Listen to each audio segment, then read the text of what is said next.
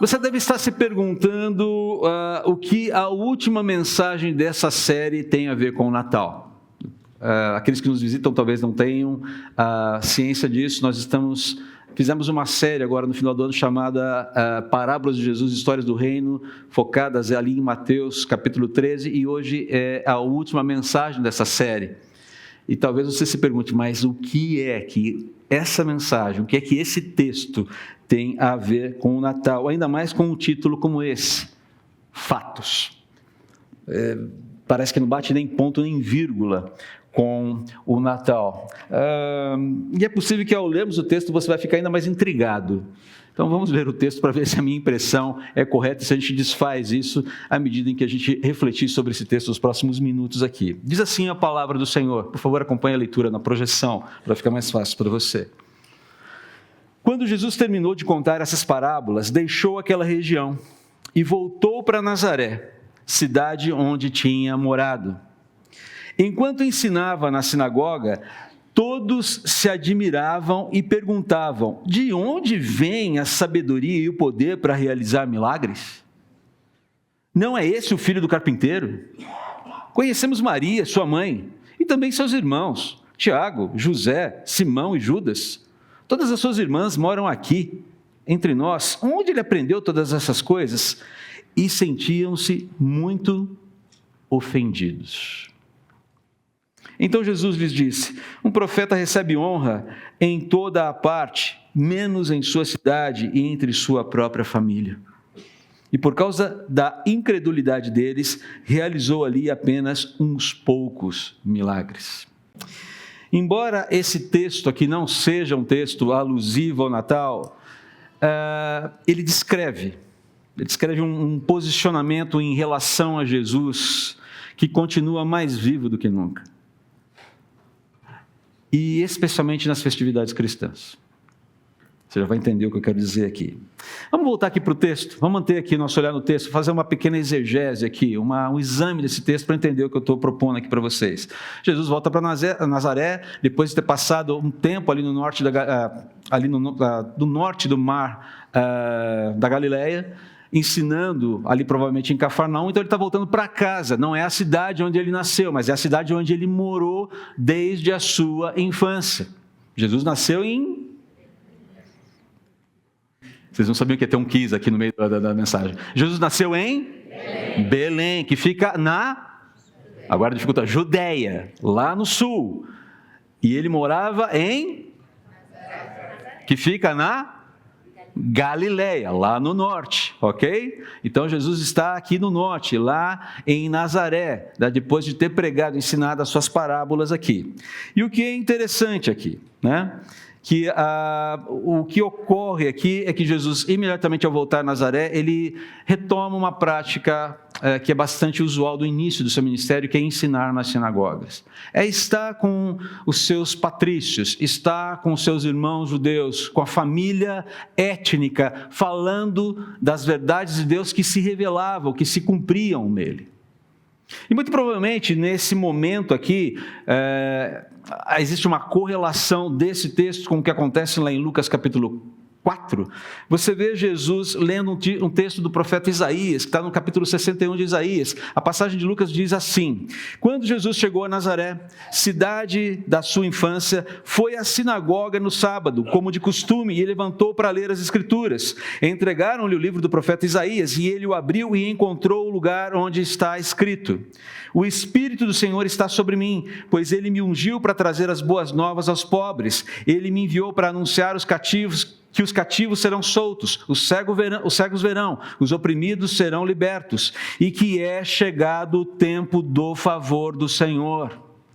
O texto em Isaías continua, mas Jesus para aqui. Jesus fechou o livro, devolveu ao assistente e sentou-se. Todos na sinagoga o olhavam atentamente. Então ele começou a dizer: hoje se cumpriram as Escrituras que vocês acabaram de ouvir. O que Jesus quis dizer com isso? Eu sou o cumprimento disso. Depois você pode voltar, você pode chegando em casa ler o que acontece na sequência em Lucas capítulo 4. Mas O versículo 22 diz assim: todos falavam bem dele e estavam admirados com as palavras de graça que saíam de seus lábios. Contudo, perguntavam: não é este o filho de José? E a coisa degringolou rápido, ao ponto de Jesus quase ser morto naquela ocasião. Mas não havia chegado ainda a sua hora. Queridos, é interessante ver esse contraste aqui entre admiração e ofensa. Eu destaquei aqui no texto. Primeiro começa com admiração. E o termo usado aqui é: eles ficaram, aos moradores de Nazaré, ao serem confrontados com os ensinos de Jesus, com os milagres de Jesus, com aquilo que Jesus estava fazendo, ficaram absolutamente admirados, ou seja, surpreendidos, maravilhados, atordoados. Eles reconhecem que Jesus tem sabedoria, reconhecem a sabedoria dele. A palavra sabedoria aqui é conhecimento, consistência, coerência. Faz sentido o que ele está falando. Tem vinculação. Ele não está sendo incoerente com aquilo que as Escrituras revelaram a respeito dele. Esse negócio aqui tem peso, esse negócio aqui tem fundamento. Eles atestam o poder de Jesus. Está lá. De onde ele vem? Sabedoria e poder. Estão reconhecendo sabedoria, estão reconhecendo poder, mas aí vem essa pergunta um tanto quanto marota aí. De onde vem isso? Essa pergunta é que dá o tom da questão. Há um reconhecimento de que há sabedoria, há poder, eles estão vendo, eles estão testemunhando, mas vem essa pergunta: de onde vem esse negócio? Essa não é uma pergunta honesta e aberta, esperando um esclarecimento. Poderia até ser, mas não é. Essa é uma pergunta carregada de pressuposições, é uma pergunta retórica, seguida de uma das piores racionalizações que você pode ler nas Escrituras. A racionalização está logo ali atrás. Não é esse, e aqui já há um demérito. Não é esse o filho do carpinteiro? A gente sabe quem é Jesus. Jesusinho, filho do carpinteiro. Ali, filho de Maria. Está lá toda a família. A gente sabe quem é esse cara. Quem ele está pensando que é, trazendo todo esse tumulto que subverte as nossas crenças e as nossas tradições. Como assim a palavra se cumpre nele? Hoje se cumpriu o que o profeta Isaías... Rapaz, esse negócio é alusivo ao Messias. Esse negócio é muito sério. Quem esse rapaz está pensando que ele é? Ele nem é da elite nazarena. Eles nos falaram, você não está vendo esse texto aqui, eu estou extrapolando um pouquinho, dando um pouquinho de cor ao texto. Qual é a conclusão que a gente chega aqui sobre essa postura do povo? Veja bem, esse povo viu Jesus, testemunhou Jesus, tocou em Jesus, ouviu sabedoria de Jesus, sorveu sabedoria dele, testemunhou dos seus grandes feitos. Quem é esse cara? Quem é que ele pensa que é? Essa é a questão aqui. Jesus não pode ser nada além daquilo que eu sei sobre ele, daquilo que eu entendo dele, daquilo que eu aceito sobre ele, daquilo que eu o defino ou daquilo que eu creio sobre ele. Jesus não pode ser nada além disso. São as racionalizações que o homem faz. São as racionalizações que o povo de Nazaré está fazendo nesse momento aqui. Pô, André, mas o que isso tem a ver com o Natal? Calma, eu já vou chegar lá. Queridos, admiração por Jesus que não resulta em conversão acaba em aversão. É o que está acontecendo aqui. A palavrinha que vem na sequência aqui, ofendido, é escandalizados. Eles estão escandalizados. A ideia aqui é de alguém, eles tomam aversão por Jesus com toda aquela situação. A admiração inicial ela se torna uma repulsa. Jesus não é aceito ali. E é por isso que ele fala, bem que a palavra diz que nenhum profeta é aceito em sua própria terra. Ele faz uma alusão, faz uma aplicação ali. Não vou entrar nessa questão agora. Mas o que ele fala é, não estou sendo aceito por vocês, vocês me conhecem muito bem. É exatamente por isso que vocês deveriam, mais do que ninguém, entender que eu sou realmente quem eu estou dizendo que sou. E não quem vocês acham que eu devo ser.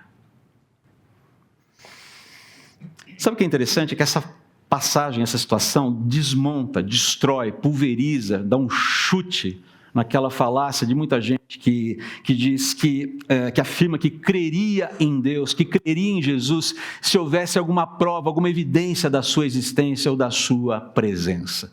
Falácia, mentira, porque se Jesus se plantasse aqui, agora, nesse momento, fisicamente, ainda nesse grupo, provavelmente haveria aqui, ok, me prova um pouco mais. Me dá um pouquinho mais de garantias aí, ô de Nazaré. Ô Galileu, e aí? Será que rola aí um milagrezinho básico? Nem diante de todas as evidências, nem diante da presença, esse grupo creu. O que te faz crer que se Jesus aparecesse em carne e osso aqui hoje, nesse culto, nesse momento, pessoas descrentes aqui creriam nele de fato, se não pelo poder da palavra do Espírito Santo? Queridos, os habitantes de Nazaré viram, ouviram Jesus, testemunharam seus ensinos, seu milagre, e mesmo assim o rejeitaram. Não pode ser, não há como ser. Sabe como é, né? Sabe como é que é? E nessa loucura de dizer que não te quero, vou negando as aparências, disfarçando as evidências. Mas por que viver fingindo, não é mesmo?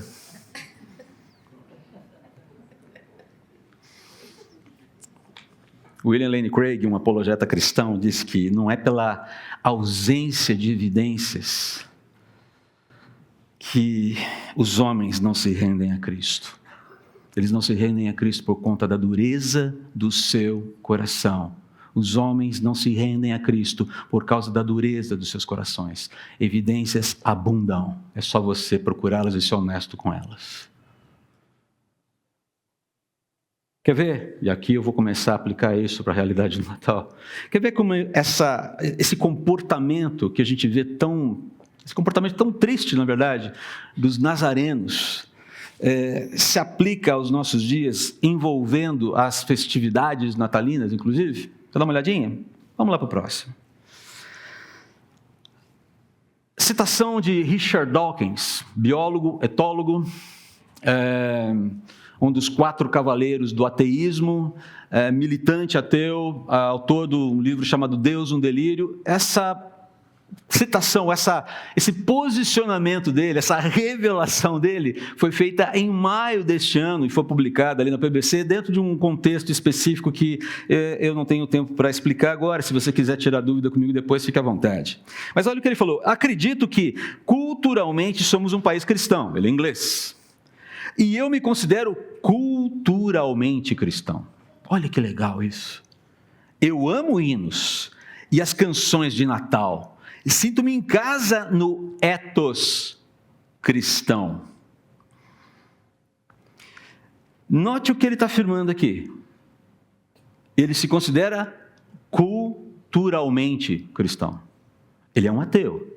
Ele advoga contra Deus. Ele bate nos cristãos a dar com pau. Mas ele se considera culturalmente cristão. E é muito provável que até eu entrar em cena, ele estaria muito feliz nesse culto. Bastou esse pastor miserável começar a abrir a boca, acabou minha festa. Ele levantaria no meio e sair, como bom inglês, a flema britânica que tem, levantaria totalmente tranquilo e sairia. Falei, não preciso ouvir tantas besteiras assim. Ainda mais quando me citam.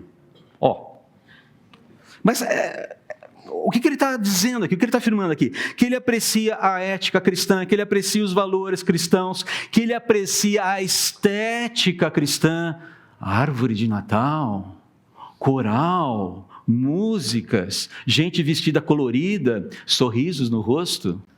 Pinheirinhos, que alegria, tralalala. Vamos cantar todos juntos e celebrar o Natal, queridos. Afinal de contas, somos todos um país, uma nação cristã. Somos todos culturalmente cristãos. Isso faz parte do nosso ethos. E só para você entender o que eu quero dizer com ethos cristão. O ethos, grosso modo falando, é aquele conjunto de valores, de hábitos que permeiam uma cultura. Valores e hábitos essenciais que permeiam uma cultura. Isso é o que é o ethos cristão. Então ele está falando daquilo que é cultural, daquilo que é prática recorrente dentro da sociedade. Com certeza, ele se sentiria muito à vontade em alguns momentos do nosso culto aqui hoje. E não tem nada errado com isso, certo? Não tem nada errado com o nosso culto, tem nada errado com ele. O que Dawkins está propondo aqui é alguma coisa do tipo, deixa eu fazer uma ilustração meio bobinha aqui. O que ele está defendendo aqui, essa ideia de viver os valores cristãos, viver a ética cristã, sorver, apreciar a estética cristã, sem Cristo é como você tentar voar de avião, ou voar num avião sem asas. Mas tem balão, né, André? Balão não é avião, balão é aeronave. Avião e balão são aeronaves, mas os dois são completamente diferentes um do outro. Estou falando de aviões. Pense você, eu quero fazer uma viagem, sei lá, pensa no seu destino preferido para esse Natal ou para suas próximas férias. Lá do outro lado do mundo, Timbuktu, Malásia, sei lá, onde você quer ir. E aí você preparou tudo, as malas prontas, né? As guirlandas havaianas, seja lá o que for. E você vai com as suas malas para o aeroporto, e eu fiquei sabendo que vamos pegar o último modelo Airbus, Boeing, blá, blá, e daqui a pouco você vê aquele monstro na sua frente, sem asas, sem motores. E você é convidado a embarcar naquela aeronave. E quando você entra, fala, uau, mas que confortável isso. Primeira classe, champanhe, caviar, enfim, todo o serviço de bordo maravilhoso. Você se acomoda e todas as instruções estão sendo dadas. Você acredita que em algum momento aquele avião vai sair do chão? Ele não tem asas, ele não tem motores, ele pode até ter um foguete atrás dele. Mas é um foguete, né? Não é um foguete, eu estou falando de um avião. Viver esse ethos cristão sem Cristo, como entrar num avião que por mais elaborado, mais confortável, mais aconchegante seja, não vai te levar para lugar algum. É isso que significa viver um cristianismo cultural, um ethos cristão sem Cristo. É aquilo que, já fiz essa citação, já coloquei essa citação várias vezes aqui em mensagens anteriores, de um outro Richard, Helmut Richard Niebuhr, um pastor, teólogo e eticista que lida com ética cristão do meio do século passado. Um Deus sem ele fala assim, olha, é esse tipo de cristianismo que muitas vezes algumas igrejas inclusive estão tentando pregar e que muita gente gosta de promover. É um evangelho, um cristianismo de um Deus sem ira que conduziu o homem sem pecado para um reino sem julgamento pela ministração de um Cristo sem cruz. Ethos sem lastro não para em pé, queridos. Vai atrás de outra coisa. Mas esse cristianismo não serve para você. Se o cristianismo que você procura é o cristianismo do Richard Dawkins, não vai funcionar. O cristianismo verdadeiro, ele prega um Deus que sim se ira e que ministrará juízo no final dos tempos. E ele só não demonstra a sua ira total agora por conta da sua misericórdia e graça. É pela graça de Deus que somos poupados a cada dia. Um novo dia nasce e nós estamos aqui vivos aguardando ainda a volta, a manifestação do Senhor. É pela misericórdia dele. Mas somos pecadores que precisamos de uma ajuda imensa desse Deus que nos criou, morrendo na cruz pelos nossos pecados. Somos convidados a entrar num reino pelos méritos dele, graciosamente, não pelos nossos próprios méritos. Não dá para viver um cristianismo sem Cristo. Não dá para viver o ethos cristão sem lastro em Jesus. Isso não funciona, isso é mentira. E comemorar um Natal sem Cristo, sem o entendimento de que Cristo é quem ele afirma ser, é agir como um nazareno lá no primeiro século. O ethos cristão não existe sem Cristo, ele não faz qualquer sentido sem Cristo. Cristãos verdadeiros não celebram uma tradição natalina. Cristãos verdadeiros, quando celebram o Natal, celebram um evento histórico. Deus entrou no mundo. Isso aconteceu. Isso é realidade. Nós estamos cantando um fato através de poesia, através da música. Isso é um fato, isso não é um mito. Isso não é um evento cultural, uma fantasia que virou uma cultura. Nós celebramos, nós comemoramos um fato que mudou o destino eterno das nossas vidas. É isso que um cristão autêntico celebra quando ele comemora o Natal. Não é a tradição que move o verdadeiro Natal. Eu não sou contra tradições, mas quando elas estão desprovidas de lastro, elas não servem para nada. Elas só nos enganam. Não é a tradição que move o verdadeiro Natal, é o fato de Deus ter entrado nesse mundo como homem, ter andado entre nós, como foi cantado aqui, um de nós, ter morrido e ressuscitado pelos nossos pecados, estar vivo, vitorioso no céu e prestes a regressar para resgatar todos aqueles que nele creem e punir definitivamente todo o mal. Essa é a história da redenção, que ainda não acabou. É só tudo isso que um cristão autêntico celebra nesse momento. É só por isso que a gente canta o que canta. Que a gente canta um fato, a gente não canta uma tradição.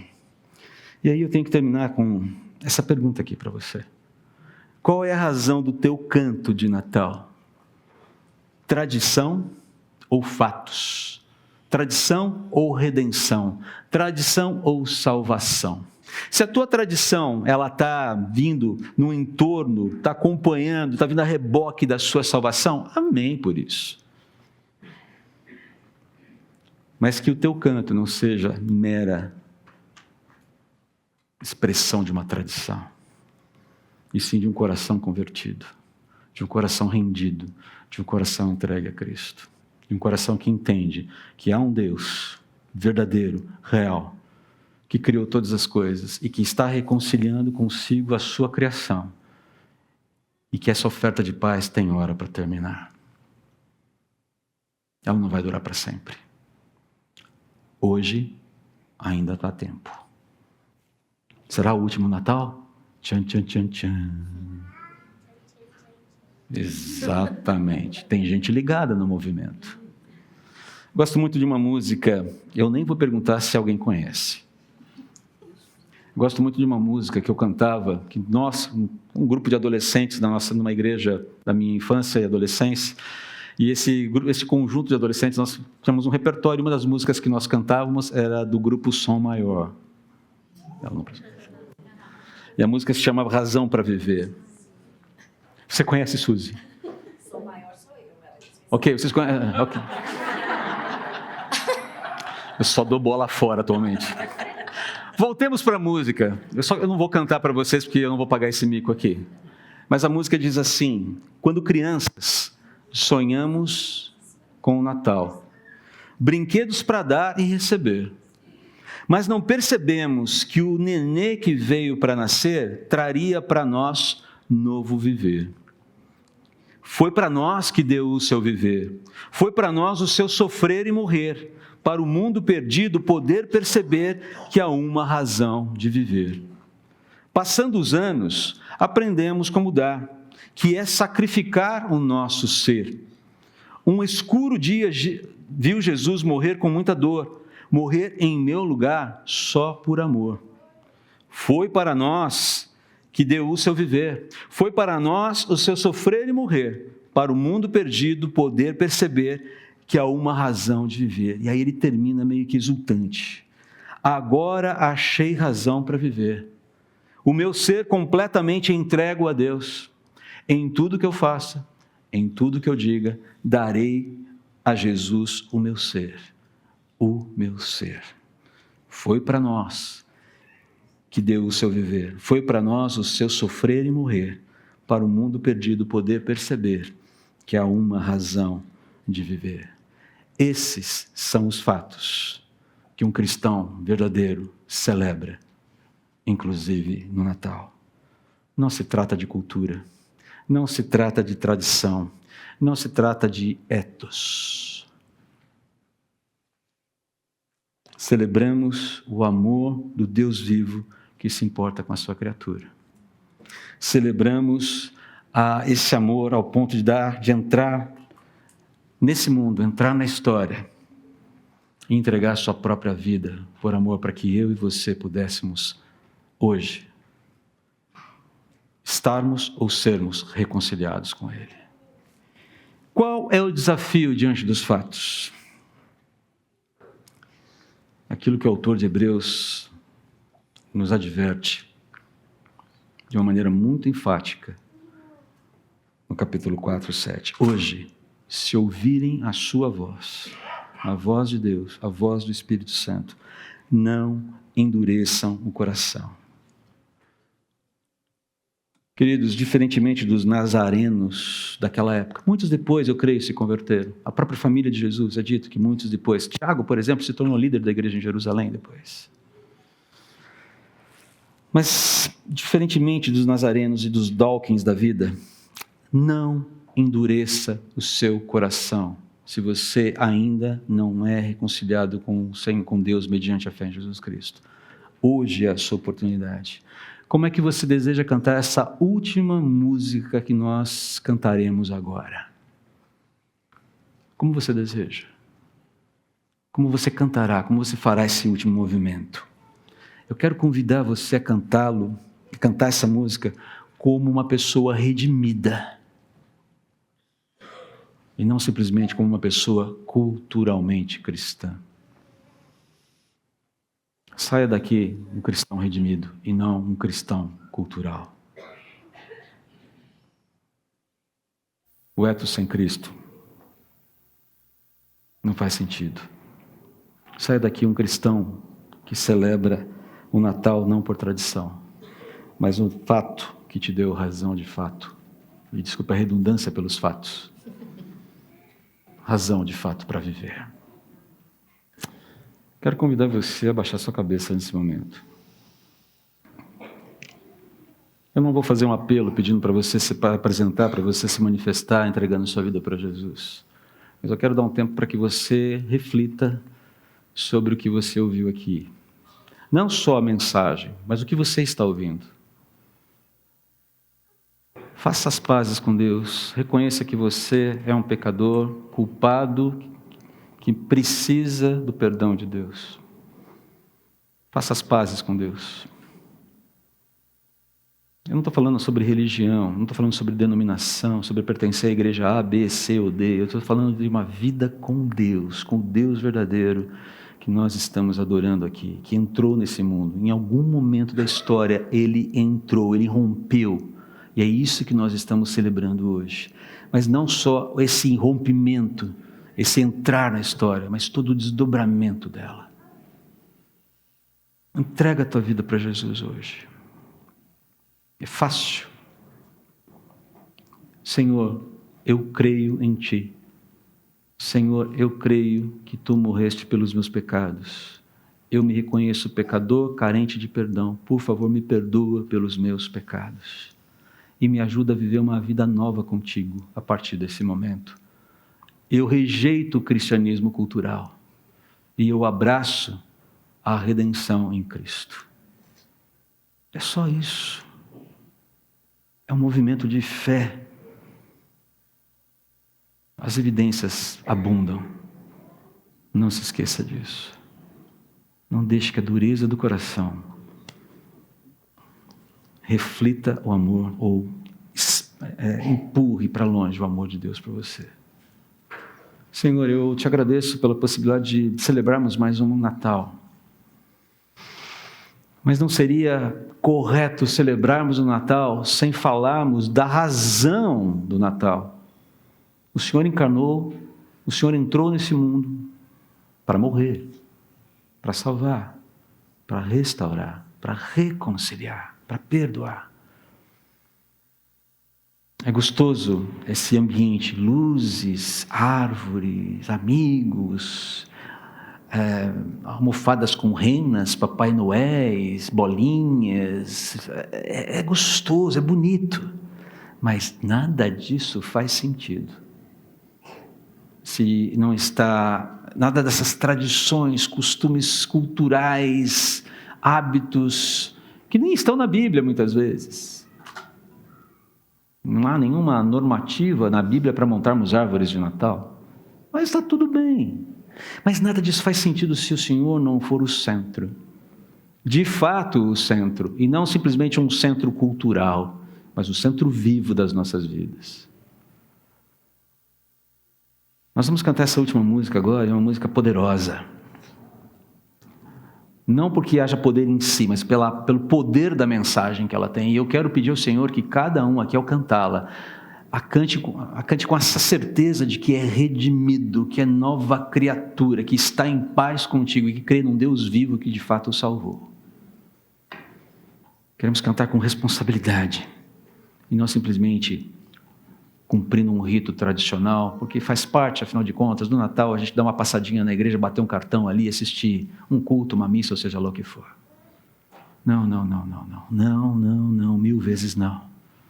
Estamos aqui para adorar o Deus que nos salvou, entrando na história de maneira singela, de maneira humilde e mostrando para a gente o que de fato é amar.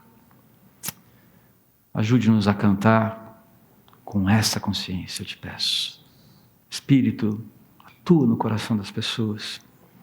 Eu não posso fazer nada além de expor a palavra.